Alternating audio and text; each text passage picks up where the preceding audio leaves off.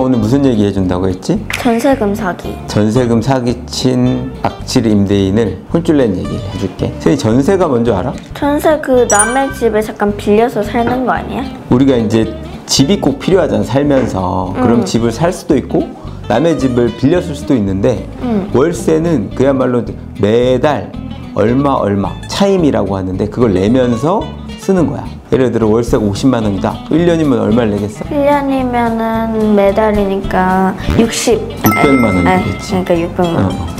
근데 이렇게 되면 이게 다 없어지잖아. 그래서 우리나라의 특유한 제도로 전세가 있어. 전세금은 예를 들어 1,000만 원을 맡겼다가 계약 기간이 끝나면 돌려받는 거야. 그러니까 실제로 나가는 돈이 없잖아. 그래서 이거 되게 좋은 제도란 말이야. 그런데 문제는 우리나라 집값이 너무 올라서 집값의 전세금이 한 80%에 이른단 말이야. 그러면 집이 만약에 10억이다. 7억, 8억 이렇게 되는 거야. 엄청 큰 돈이지. 그 큰 돈을 맡겼다가 잘 돌려받으면 문제가 없어. 아주 일부의 극소수의 악질 임대인들이 사기를 쳐. 사기를? 어떻게 치느냐? 첫 번째 방식은 실제로 돈을 받아. 그리고 안 주는 거야. 왜 안 줘? 그 전세 기간이 끝나면 줘야 되잖아. 근데 하는 얘기가 나 당장 그 돈 없으니까 새로운 세입자가 들어오면 줄게 이러고 버티는 거야.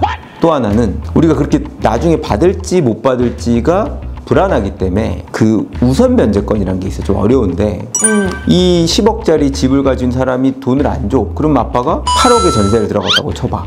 그럼 이걸 가지고 경매를 붙일 수가 있거든. 그러면 이제 집이 만약에 8억에 팔려. 그럼 아빠가 그 돈을 받는 거지. 그럼 아빠는 전세금을 회수하는 거잖아. 문제는 근저당권이라고 있어. 보통 우리가 완전히 내 돈으로 사는 경우는 드무니까 10억짜리 집을 사면 보통은 한 6억, 5억 이렇게 은행에서 빚을 내. 은행 입장에서도 담보를 잡아야 되기 때문에 근저당권을 설정한단 말이야. 그러면 우리가 계약할 때 뭘 보느냐? 나보다 앞선 권리가 뭐가 있는지를 보는 거야. 10억짜리 집에 나보다 앞선 권리가 5억 있다. 그러면 한 3, 4억짜리 권리는 뭐 이게 나중에 경매로 가더라도 보호받을 수 있겠지. 이런 생각을 할 거 아니야. 그래서 자기보다 앞선 권리가 있는지를 뭘 보고 판단해? 등기부등본. 등기부등본. 근데 문제는 우선 변제권 효력을 위해서는 그 전세계약서에다가 확정 일자도 받고 실제로 그 집에 살아서 전입신고해야 돼. 우리가 언제 한번 전입신고 얘기한 거 한 적 있지? 맞아. 그랬는데 문제는 그 두 가지를 갖춘 그 다음 날에 효력이 생겨. 그 다음 날. 오늘 아빠가 받았다고 하면 그 효력은 내일 00시에 생긴단 말이야. 근데 오늘 오전에 계약을 해. 그리고 이제 전세금 8억을 줬어. 그래서 이제 불안하니까 확정일자도 받고 전입신고도 했어. 근데 그때 바로 근저당권을 그날 오후에 설정한다고 쳐봐. 은행에서 돈을 빌리고. 그럼 얘가 더 우선해. 얘는 즉시 효력이 생기고 우리의 효력은 다음날 0시에 생기기 때문에. 그래서 이걸 이용해서 나는 내 위에 있는 사람이 아무도 없을 줄 알고 큰 돈을 맡겼던 건데 또 나중에 알았더니 나보다 앞선 권리자들이 있는 거야. 그래서 받을 수 있는 돈이 아무것도 없는 거야. 이런 경우가 생길 수 있단 말이야. 서두가 좀 길었지. 이런 게 전세 사기가 많아. 근데 오늘의 그 빌런은 순악질 여사라고 할게.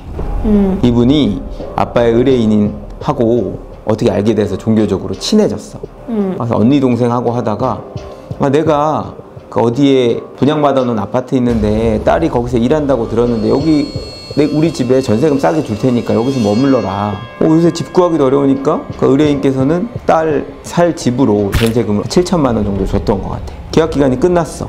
돌려달라고 하는데 안 주는 거야. 근데 그 순악질 여사는 그런 집들이 진짜 많았어. 그래서 여러 집들이 다 깡통 전세라고 해서 대출을 다 받아서 더 이상 돈을 뺏을 수가 없는 정도야. 근데 거기다가 전세를 받는 거지.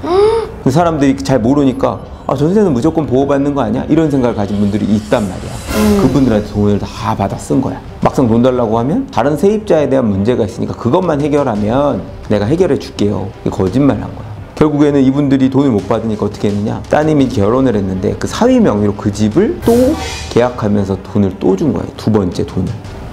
8천만 원을. 8천만 원을 주면 내가 나머지 세입자 문제 해결해서 언니한테 못 줬던 7천만 원도 해결해 주고 나중에 끝나면 자금 사정이 풀릴 테니까 8천만 원도 줄 거야. 이렇게 얘기한 거지. 그 뒤로 연락도 안 되고.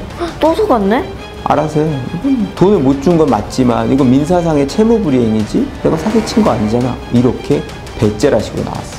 그래서 아빠가 이 사건을 의뢰받았을 때 어떻게 했는 줄 알아? 형사 고소부터 했을까? 민사 소송부터 했을까? 형사 고소부터 했을 것 같은데. 형사 고소를 하게 되면 문제는 사기죄가 너무 명확한 거짓말. 아빠가 변호사가 아닌데 변호사라고 하면서 돈을 빌렸다거나 이런 것들은 거짓말이어서 바로 사기죄가 돼. 그런데 전세금을 내가 받고 돌려주려고 했는데 그 이후에 경제 사정이 어려워서 못 준 거지 처음부터 안 주려고 했던 건 아니었어요. 이렇게 나오면 이건 형사처벌이 안 돼. 그 형사처벌이 안 되면 그때부터는 민사소송밖에 할 수밖에 없는데 그분 명의의 재산들을 다 파악해봤어. 빚만 잔뜩 있고 재산은 없어.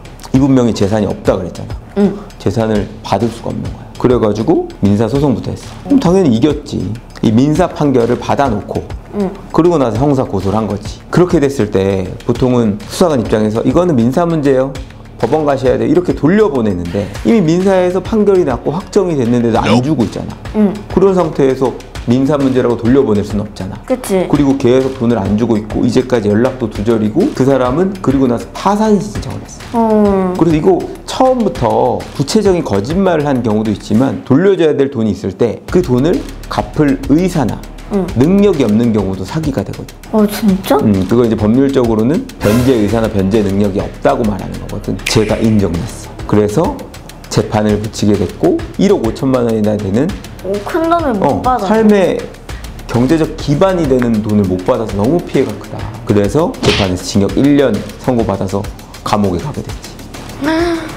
그래서 사실은 그 피해자들이 더 많을 거야. 이분들이 입은 피해에 비하면 징역 1년이라는 것이 충분치 않다고 볼 수도 있거든. 근데 일단 법원에서는 또 피해 금액의 규모나 이런 것들이 있기 때문에 전세금 사기로 앞으로 점점 이제 전세금 사기를 점점 엄단하는 분위기가 될 거긴 한데 그 당시에는 조금 파격적이었어. 그래서 아빠는 이제 이 사람이 합의를 해올 거라고 봤는데 그것도 안 하더라고. 그래서 우리가 돈을 받기 위해서 뭘 했느냐? 2단계가 들어가. 사해행위라고 있어. 민법에서 가장 어려운 사해행위. 채권자를 해하는 법률 행위를 했다는 거야. 그분이 예전에 어떤 집이 있었어, 몰래. 근데 이거를 소송이 들어올 것 같으니까 형제한테 이렇게 파는 척하고 넘긴 거야. 재산을 빼돌린 거지.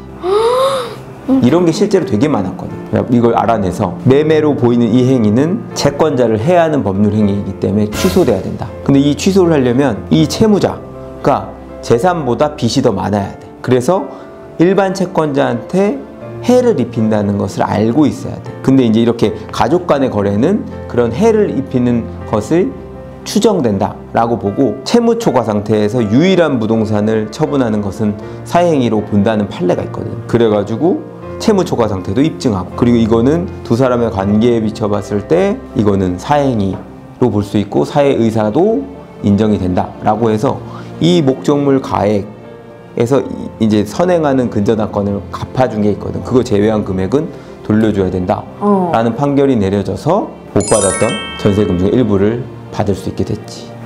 다행이다. 어려워? 좀 많이 어려웠어. 많이 어렵지. 뭐 전세도 나오고 사행위도 나오고. 근데 이런 게 요새 너무 많아졌어. 그래서 법무부에서 이제 이런 걸 엄단하는 법도 만들고 내부 지침도 만들고 이렇게 한다고 하는데 사실 이런 건 너무 악질이야. 투자금 사기. 그것 중에 어느 순간에는 내가 1억 천금을 노리다가 그 피해자한테도 어느 정도는 귀책 사유가 있는 경우가 있는데 전세금 사기는 사실 그런 게 거의 없거든. 근데 그 피해자들이 입은 피해는 너무 크지. 그래서 이거를 처벌도 하고 일부 이렇게 보전을 하게 됐는데 이런 사람은 없어야 되겠지? 저렇게 살지 말자. 그러니까 하여튼 법에 대해서 모르면 안 되겠지. 오빠가 지난번에 우리가 알아두면 쓸모있는 법률 이야기 해서 보이스피싱 얘기해줬잖아. 맞아, 그때. 이런 임대차 계약 내지는 전세 계약을 하는데 필요한 부분, 이런 거 알면 도움이 될 만한 부분, 그런 것들도 기회가 되면 얘기해 줄게. 좋아. 하여튼 오늘 여기까지 하고 내일 다음 시간에는 미리 이제 예고를 해줄게. 기억하고 있어. 알았어. 이중적인 잣대를 들이댄 보험사를 참교육한 이야기. 그 얘기 들려줄게. 알았어.